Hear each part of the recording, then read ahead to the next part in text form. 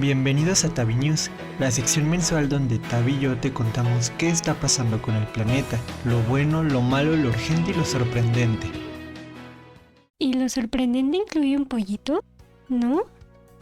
Bueno, igual me quedo. Será estándar en esta sección temperaturas récords, fenómenos climáticos extremos, pero también avances científicos y buenas noticias que recuerdan que todavía podemos actuar. O sea, ¿un mes loco? Como cuando veo un dispositivo electromecánico de succión por diferencial de presión para la remoción de material particulado sólido depositado en superficies horizontales o verticales. Sí, corro, llámale así, o una aspiradora. Estamos en marzo de 2026 y esto es Tabi ve lo que ignoramos, un espacio para entender el mundo sin complicarlo pero tampoco ignorarlo. Y yo soy Tabi, la estrella con patas de este canal. Investigaciones científicas recientes y reportes internacionales coinciden en que ciertas regiones del Pacífico han mostrado señales claras de recuperación ecológica, bajo medidas de conservación y restauración activa. O sea, ¿el mar está aguantando más de lo que pensábamos? Imagínate si yo con este calor apenas lo aguanto. No quiero ni pensar qué le espera a los pugs. Exactamente, Tabi. Los científicos explican que esta resiliencia se debe a varios factores combinados: la presencia de especies coralinas más resistentes al calor, corrientes marinas que redistribuyen la temperatura y en algunos casos la reducción local de contaminación y sobrepesca en años recientes. Con el ejemplo que diste podríamos decir que los corales ya tuvieron su update, pero a los pugs todavía no les llega. Sí, los corales versión 2.0 y los pugs siguen en la versión beta.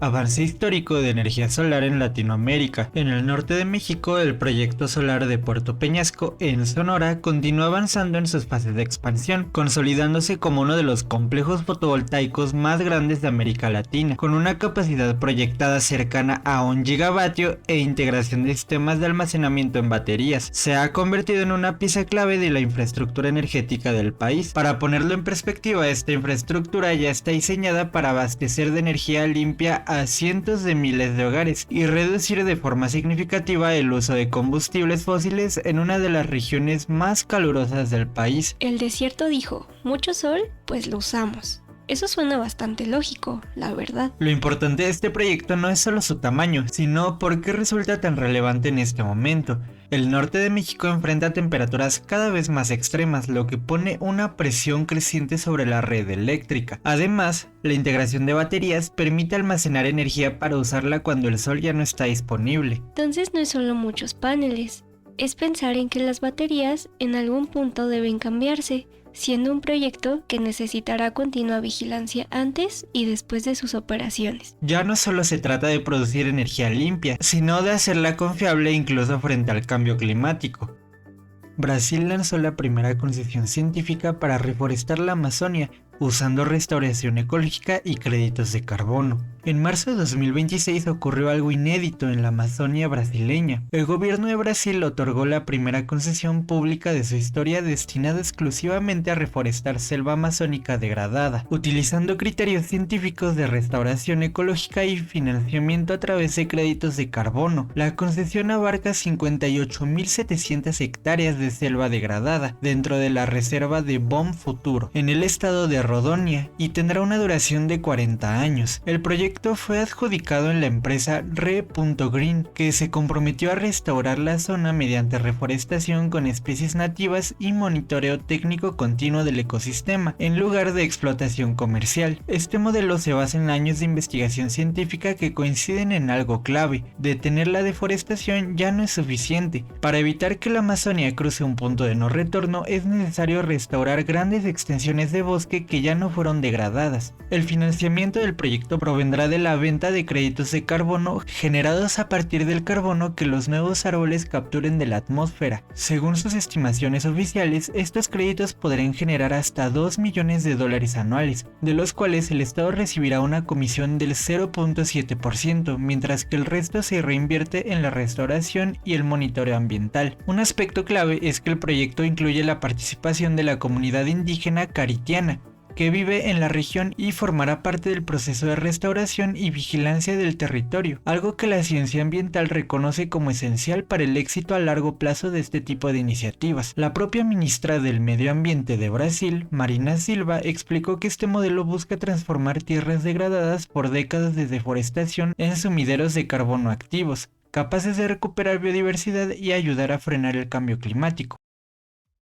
Aceleración del calentamiento global confirmado por nuevo estudio. Un estudio publicado en Geophysical Research Letters confirmó que el calentamiento global está aumentando 0.35 grados centígrados más rápido en la última década, frente al promedio de 0.2 grados centígrados por década en los últimos 45 años. ¿0.35 grados Celsius? Eso es más que cuando duermo encima del control de la tele y lo caliento con mi pancita.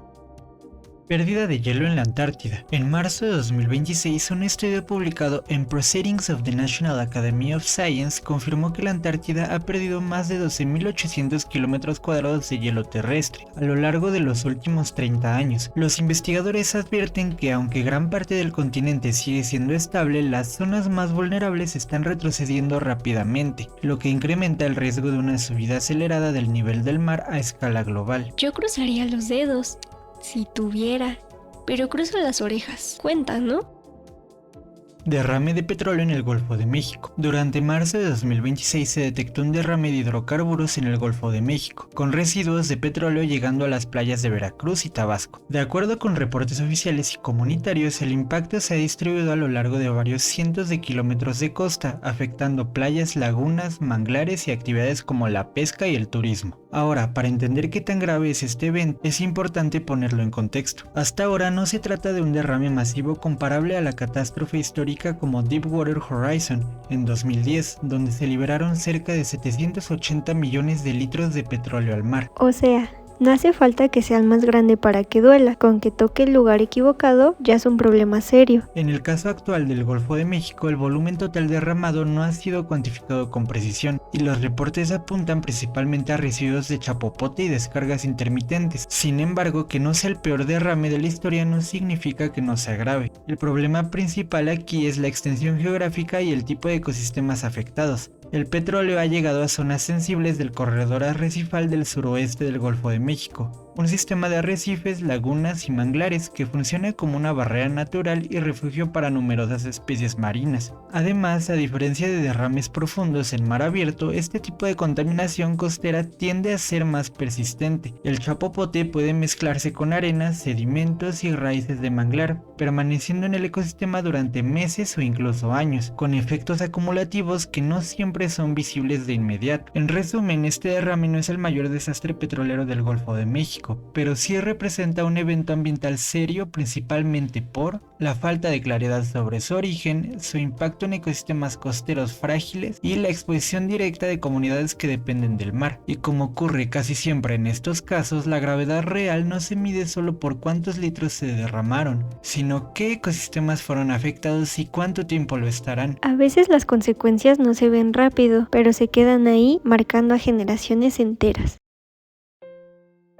Cerramos esta sección con una noticia que nos duele profundamente y que ocurrió hace apenas unos días, el 19 de marzo. México perdió a una de sus defensoras más valientes, Nazaret Cortés Velasco. He oído ese nombre en las noticias. ¿Qué fue lo que pasó en Oaxaca? Nazaret era la comisariada de bienes comunales en San Pedro de Totolapam. Era una mujer joven, líder agraria y sobre todo una guardiana de la naturaleza. Ella se encargaba de cuidar que nadie explotara las tierras de su comunidad de forma ilegal. Su gran pasión era la fauna. De hecho, uno de los mayores logros fue instalar cámaras de trampas por todo el ejido para monitorear a los animales y frenar en seco la caza ilegal de venados. Ella decía que quería que el pueblo supiera qué especies todavía tenemos y por qué es vital protegerlas. O sea que los venaditos tenían a su mejor aliada, pero defender a los animales en este país a veces sale muy caro, ¿verdad? Lamentablemente sí, Tavi.